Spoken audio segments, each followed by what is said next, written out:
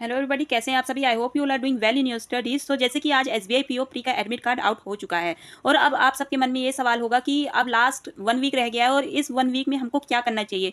क्या हमको मेंस की प्रिपरेशन जारी रखनी चाहिए या फिर प्री ओरिएंटेड प्रिपरेशन ही करनी चाहिए। तो और एसबीआई का जैसे कि आप सभी जानते भी हैं कि इतनी कम वैकेंसी है तो और कट ऑफ भी हाई जाएगी, तो कैसे हम प्रिपरेशन करें कि हम कट ऑफ क्लियर कर पाएँ। क्योंकि लास्ट जो एग्जाम हमारा हुआ एसबीआई पीओ का, उस टाइम पे हमको इतना अंदाज़ा नहीं था कि लाइक कट ऑफ कैसी जाएगी। और नॉर्मलाइजेशन भी मतलब ऐसा हुआ कि जो इजी शिफ्ट थी तो उनका कुछ भी नंबर कम नहीं हुआ, जो टफ शिफ्ट थी उनका भी कुछ नंबर बढ़ा नहीं। और जैसे कि तैसे जिनकी किस्मत अच्छी थी कि इजी शिफ्ट आ गई और उन्होंने अच्छा खासा अटेम्प्ट कर लिया था तो उनका सिलेक्शन हो गया था। और अब जो है अब हमें सावधान रहने की ज़रूरत है और ये सब चीज़ें सोच समझ कर ही पेपर अटेम्प्ट करना चाहिए कि चाहे जैसा भी एग्जाम आए हमें अपना 100% देना है। तो ऐसे में अब हमको क्या करना चाहिए। सबसे पहली बात कि आप जो है लास्ट 1 वीक मेंस की प्रिपरेशन मत करिएगा और सिर्फ प्री की ही प्रिपरेशन करिएगा। और उसके साथ में एक चीज़ और कि मेंस की प्रिपरेशन में सिर्फ और सिर्फ आपको करंट अफेयर ही नहीं छोड़नी है, करंट अफेयर आपको करनी है। बाकी जो है और मेंस लेवल क्वेश्चंस ये सब अभी कुछ मत अटेम्प्ट करिएगा। सिर्फ और सिर्फ एसबीआई पीओ के जितने हो सके उतने आप डेली के 3 या फिर 4 भी हो सके तो आप डेली के मॉक अटेम्प्ट करिए, उन्हें अच्छे से एनालाइज करिए और उसके साथ में करंट अफेयर करिए, न्यूज़पेपर रीड करिए, इसी को अपना टाइम टेबल बनाइए।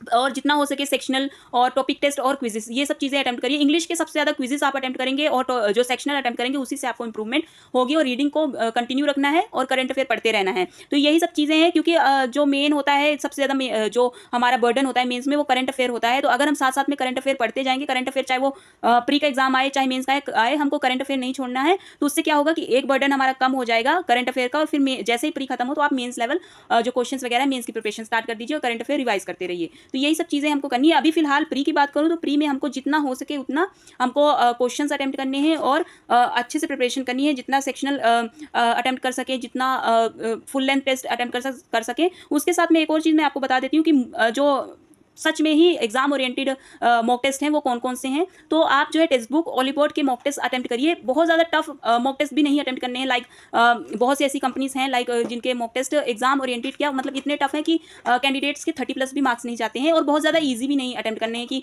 अगर आपको मॉक टेस्ट अटेम्प्ट करते हुए भी खुद समझ में आ जाता है कि कौन सा मॉक टेस्ट ईजी है कौन सा टफ है।